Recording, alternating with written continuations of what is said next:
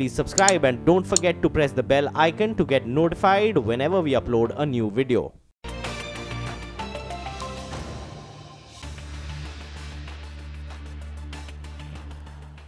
Okay, welcome back. 20 points lower on the Nifty. So we're not really running away in either direction. 11,671 is where the Nifty finds itself at. Big move in VA Tech VABAG. And by the way, I mean, this one has really disappointed people. There are lots of fans, by the way, for VA Tech VABAG, big investors. But it's disappointed. I mean, you could look at any time period and it would have underperformed the markets, its own sector, although there isn't really a sector it belongs to. It's one of a kind. But even in industrials, it's been a big laggard. So this is seeing a big move up at 411 right now. As promised, Manisha is here in the studios and she's going to take us through what's happening in the world of commodities. And she's got a guest with her as well. Manisha, morning. Morning, Prashant. Thank you so much for that. It's the crude oil prices that we are watching out for, nearly $6 up from the kind of lows that we saw in the month of August. It is trading at a one-month highs right now on the back of IEA reports, which suggest that we are going to perhaps look at supply tightness in the fourth quarter of this year, and the demand estimates are on the stronger side. It is about Iran sanctions that would kick off from 4th of November and the other OPEC countries as well, where there is a potential supply threat, and that is what is supporting the prices. Also, when you look at the U.S. weekly inventories, we have seen 2.5 million barrels of a decline. It's a third weekly decline coming in for the U.S. inventories. And this week has been much higher because S&P Global Platts had forecasted a fall of 1 million barrels and API actually had put out an increase of 38,000. So clearly much more than what the street was estimating in any case in sense of U.S. weekly inventories there. For the Indian markets as well, it has been quite a big impact. Actually, if you look at the Indian import bill, that has surged by nearly 76% to $10.2 billion for the month of July. This is an year-on-year basis. And there also is a report from Wood Mackenzie which says that India will perhaps surpass China as the biggest crude growth consumer by 2024. Nearly 30% of global oil demand growth would come in from India, is their view coming in on that sector. But joining us also to talk more about that is Jonathan Bharat. Now, Jonathan, hi. What is your sense, first of all, on the IEA reports of, supply tightness expected in the final quarter of this year? What numbers are you working with? Manisha, good morning. Manisha, look, I think those numbers, we always feel that we're going to see more of a supply, but when we see a draw, it always seems to be more of a concern. When you look at the numbers, we were expecting sort of that 1 million. It comes in at the higher end, around that 2.6. That is a concern. It's a real concern for me.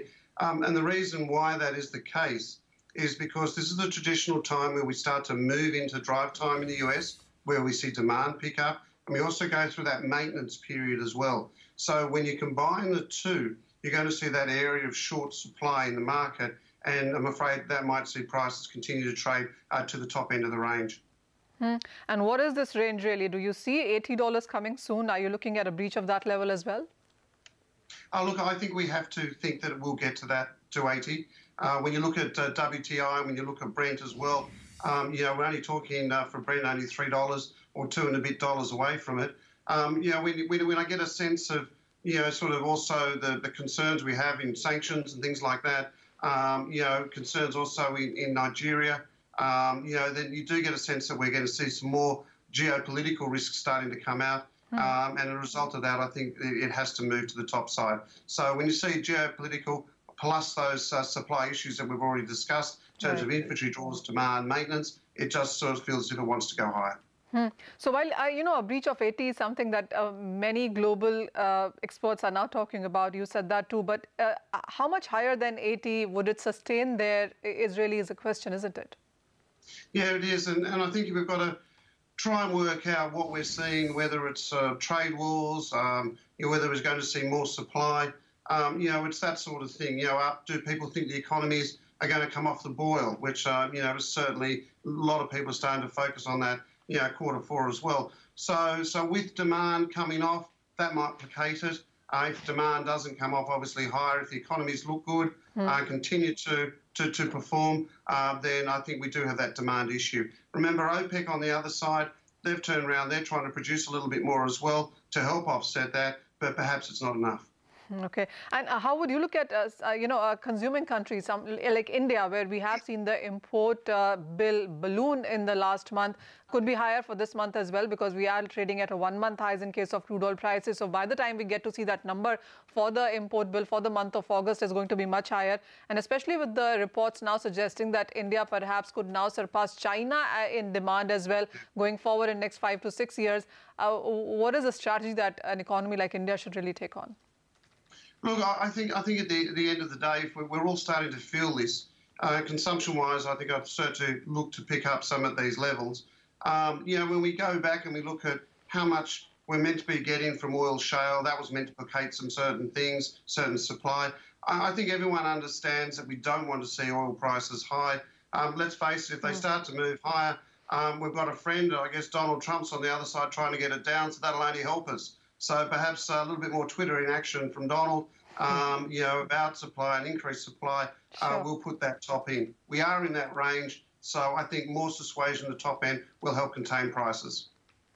Okay, all right, Jonathan, thanks very much. Manisha, thank you for getting the conversation as well.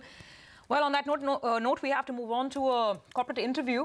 This is, of course, one of India's biggest infrastructure deals. Reliance Infrastructure has agreed to sell its Mumbai distribution business to Adani Transmission. The total deal is valued at 18,800 crore rupees. Most of this money is going to be used to pay down Reliance Infra's debt. Kritika Saxena caught up with Lalit Jalan, CEO of Reliance Infrastructure, to get some more details on this deal and what will happen with the company and the remaining businesses. See, the 7,500 crores of debt that we have, we have got arbitration awards which we have already won. And these to the tune of? Yeah, to the tune of 6,000 crores. Okay. Now, these awards, like the Delhi Metro Award, the NHAI Roads Award, and the Goa Power Award. Delhi Metro being the largest, which is at almost 5,500 crores. We have gone through the arbitration award. It has been challenged in the single bench High Court. We have won there also. And now it is at the pretty much at the final stages in the division bench, which is a Section 37 appeal, where the freedom of argument is very, very limited because they don't open the case. So we are very, very confident that these cases will culminate, because with the arbitration award in our favor and with the single bench, which goes to the whole Section 34 appeal. So this is 6,000 crores. There is another 8,000 crores of awards which are at various levels of approval. Then I have 5,000 crores of regulatory assets in Mumbai, which are at advanced levels of approval. These claims, which belong to period prior to closing, will flow to Reliance Infrastructure as per the deal. So if you look at the entire packet, we have 6,000 crores of one arbitration awards, 5,000 of regulatory awards, and 8,000 of arbitration awards in process. So we have almost 20,000 crores of portfolio of liquidation of our stuck cash flows. So we have to knock off 7,500 crores. So even with the 30-35% success rate, we feel that this entire thing will get cleared in the next year. But we are very, very confident that not only will be debt free, we'll be significantly cash surplus just through these transactions itself. So by the end of FY19 roughly, what's the cash surplus that you can expect? See, end of 19, not FY19. FY19 is just 6 months away. So I would say end of 19. CY19. Yeah, CY19. We expect just from these transactions, without looking at internal cash flows, to be at least 3,000-4,000 crores cash surplus and no debt. Okay, fair enough. So far, now that the deal is done, by when do the payments start coming in, and what are the repayments that are going to be made over the next 3 months? No, so the payments have already come in. Okay. So the 13,800 crore, which was tranche 1 of the deal, is already in, and the entire money has been used to pay off the banks. Okay. Right, and the liabilities. So that's already done. We have 7,500 crores of debt spread over the next several years.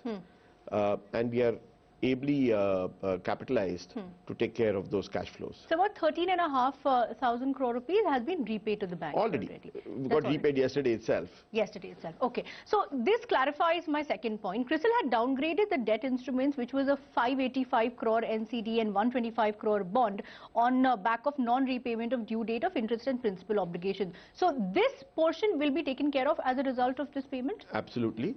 So what happens is that if you see that we were planning to do, we signed the deal in December.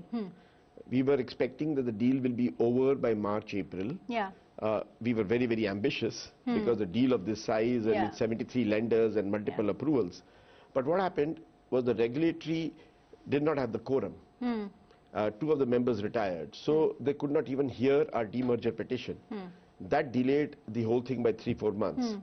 These NCDs, which eventually had the technical default of a few weeks in both the cases, were to be paid out from the transaction. And yesterday, all those instruments have been fully paid off. So as of today, we have zero default. Everything is paid off. Okay. And as I said, the debt and liabilities have gone down by 13,800 crores. Okay, so that is the Reliance Infrastructure Management, a conversation with my colleague Kritika. We'll play more snippets of that interview as the day goes along. Just quickly put up the stock of JSPL, that is Jindal Steel and Power. It's up 4.25% actually right now. So that's a big move, and I think a large part of that move has happened pretty over the last hour or so. So that's a big one. Tata Steel is moving. And of course, the stock which began all of this was JSW Steel, which saw a decent move day before and a monster move yesterday. Ashwini Gujral is with us, as always, on the top of the 11:30 slot for his take on the market. Ashwini, thanks very much. Morning. Your sense of things? Where are we headed? See, all said and done, there hasn't been great follow-through on the downside. Nifty is hardly, 14 odd points lower, and in the last few minutes something interesting has started to happen, that the corporate banks are now beginning to recover. The retail banks are not. So my sense is that if you've been short on the bank Nifty, this may be a good time to cover your shorts, and in fact we have taken long positions because the market does not give the sense that it's ready to collapse, and if there is any sort of pullback on rupee, etc., or on crude prices, there are enough shorts on Bank Nifty that you could see a recovery. So my sense is that we haven't fallen post the morning, and that may be a positive sign, because sooner or later those shorts will tend to cover, although you have an expiry also.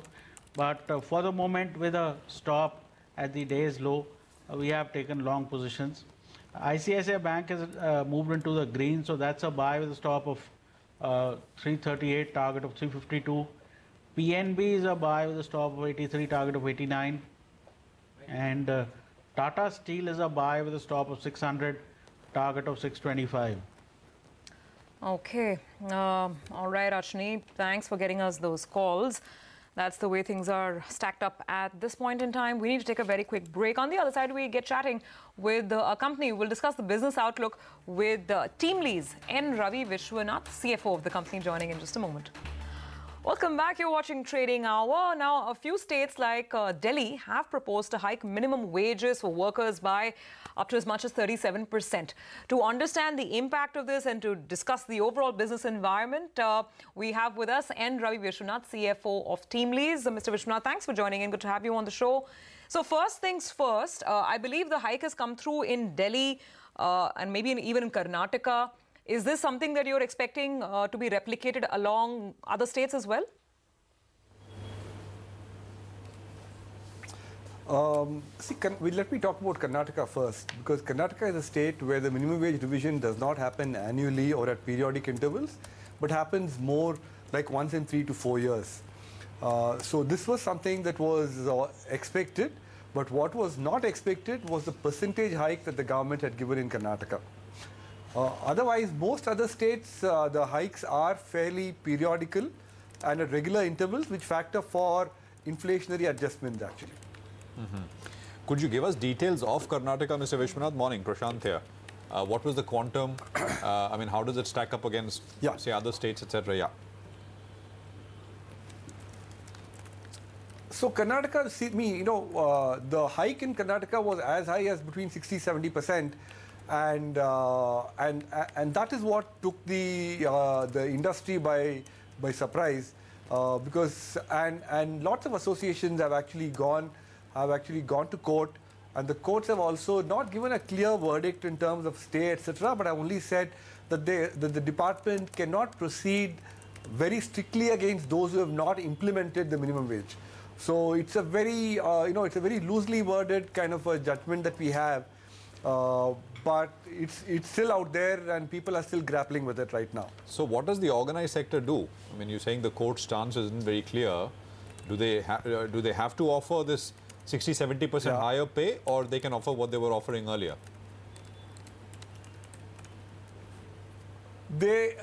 Which is exactly the point, I mean, had the judgment of the court been very decisive, at least the corporate sector would have probably said yes or no, or just bitten the bullet and gone ahead with whatever had to be done. But with a judgment like this, they are actually pretty much in a state of flux right now. Some of them have implemented it, some of them have put it on hold, some of them have done it partially. So it's like there's no clear answer to this at this moment, Prashant. Now, Mr. Vishwanath, then help us understand what this will mean for your operations in a state like Karnataka or in a state like Delhi, when there is this kind of a wage hike that's been brought in by the organized sector and things are still a little confusing. Will it generally mean, maybe at least in this period of confusion, a temporary dip in staffing levels?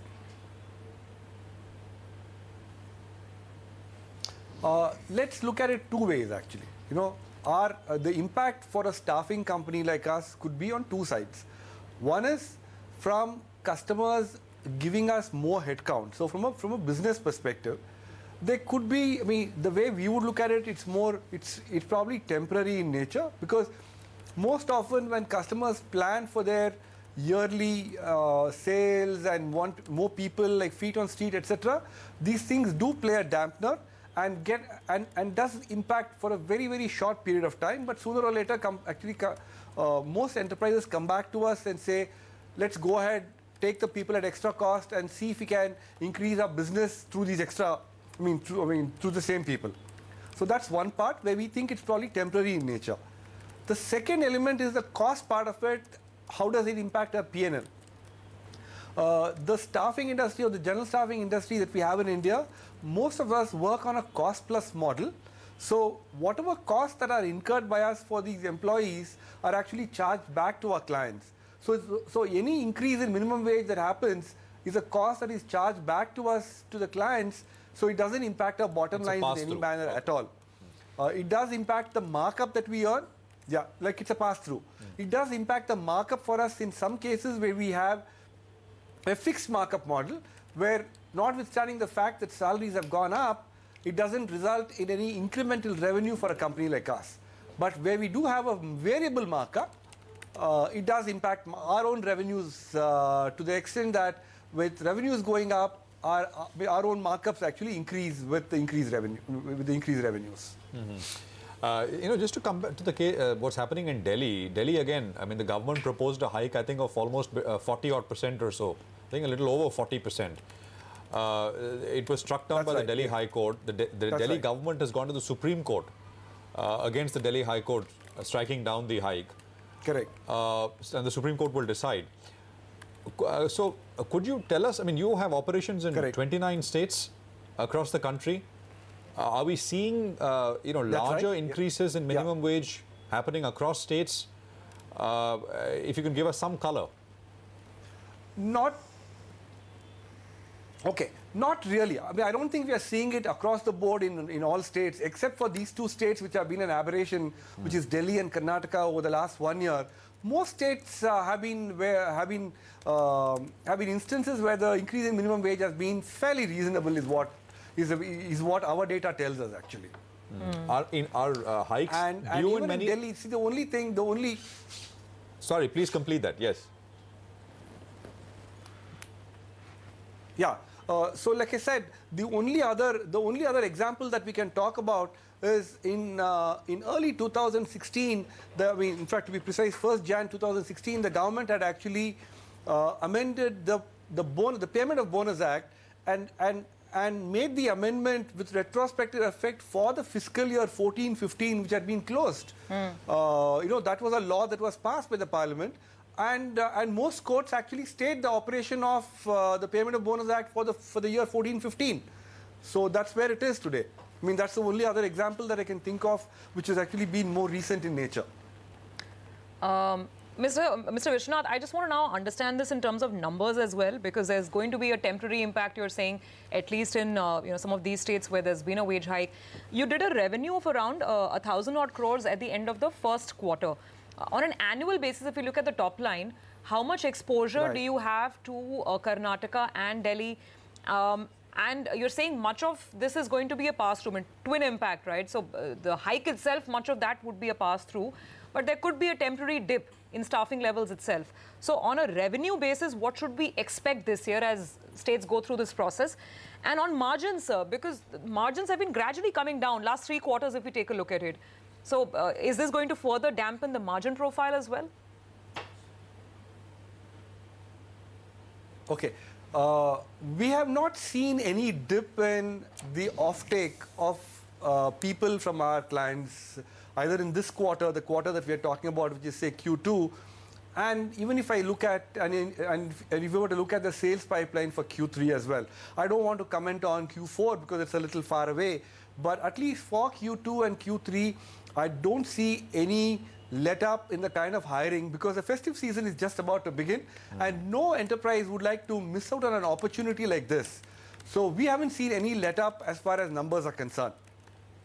So we would probably see a repeat of of the kind of numbers that we saw in Q1 kind of repeating in Q2 and to some extent in Q3 as well. Okay, fair enough.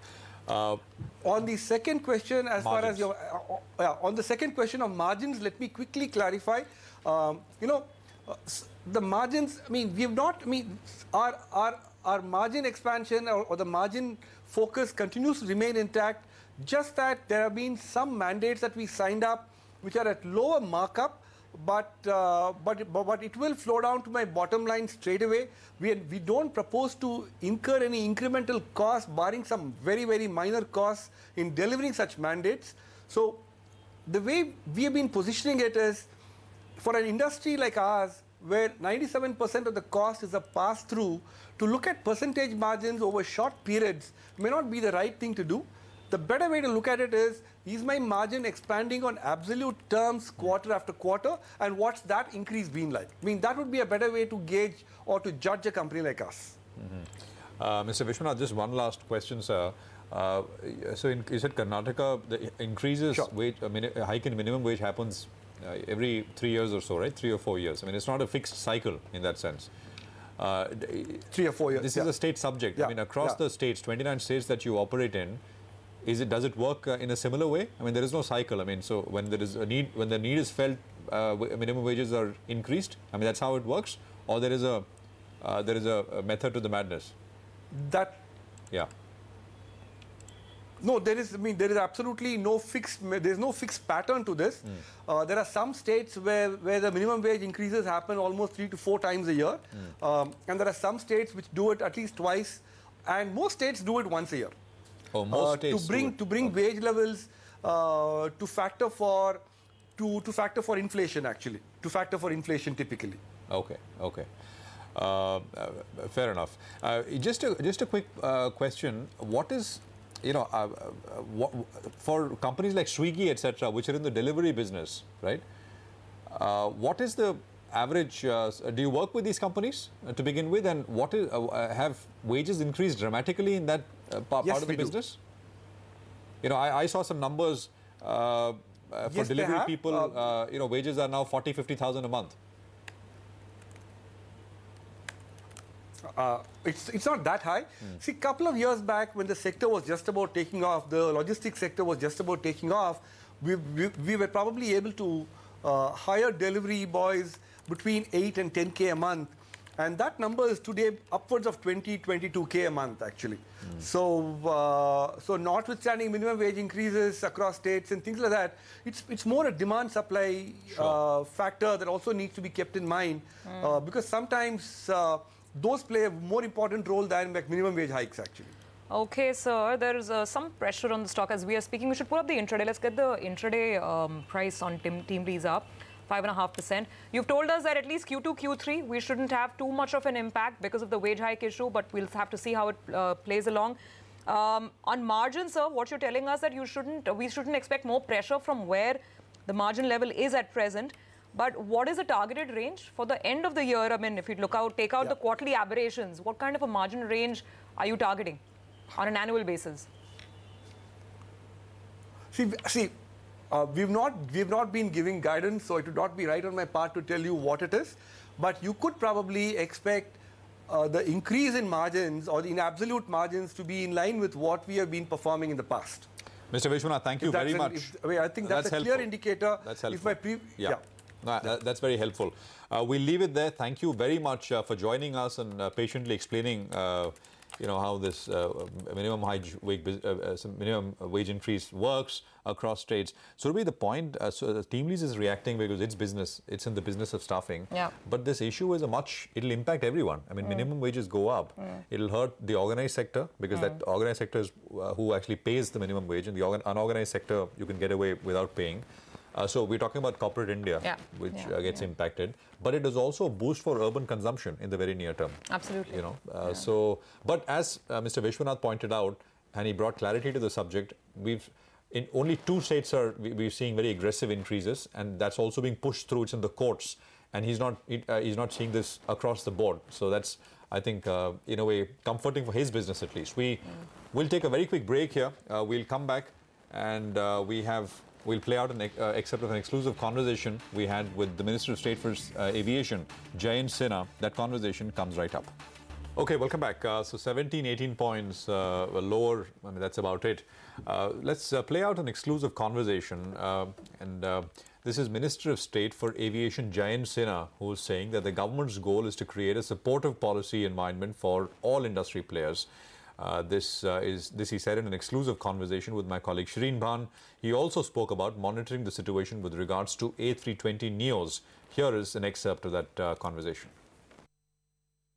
I personally have not had any conversations with Jet Airways. They have met with officials in the ministry, and again, as I said, the goal of the ministry is to be able to create a supportive policy environment for all the industry players. I want to also ask you for an update on the A320neos and the grounding of the A320neos on account of engine issues. Now, your minister, Mr. Prabhu, has asked for a probe by the DGCA into this matter. How worried should we be? Not at all. There is no safety issue at all, Shireen, and you should be absolutely sure, as should the traveling public, that if there was even an iota of concern as far as safety is concerned, we would have grounded all those engines, and we have done that in the past as well. Remember that all of these planes can fly very easily with one engine. So even if we have problem with one engine, we can continue to obviously operate with the second engine as well. But it's not ever come to that, because we are doing very, very preemptive inspections. We are looking at these jet engines very carefully. If we think that there's any risk of any snag in the engine or any problems with the engine, we get the engine to be taken off the aircraft, and either the aircraft gets grounded till a second engine comes in or a new engine is put in. So we are monitoring the situation very, very carefully. We have taken corrective action in advance of what other regulators have done, but this is a problem that we are monitoring very, very carefully right now, and of course we're working closely with the equipment manufacturers as well as with the airlines. Okay, that was Mr. Jayant Sinha, and on that note, we're out of time on this edition of Trading Hour. Markets are still absolutely flat, about 17 points lower on the Nifty. We'll take your lead, but don't go anywhere. Halftime report coming up next.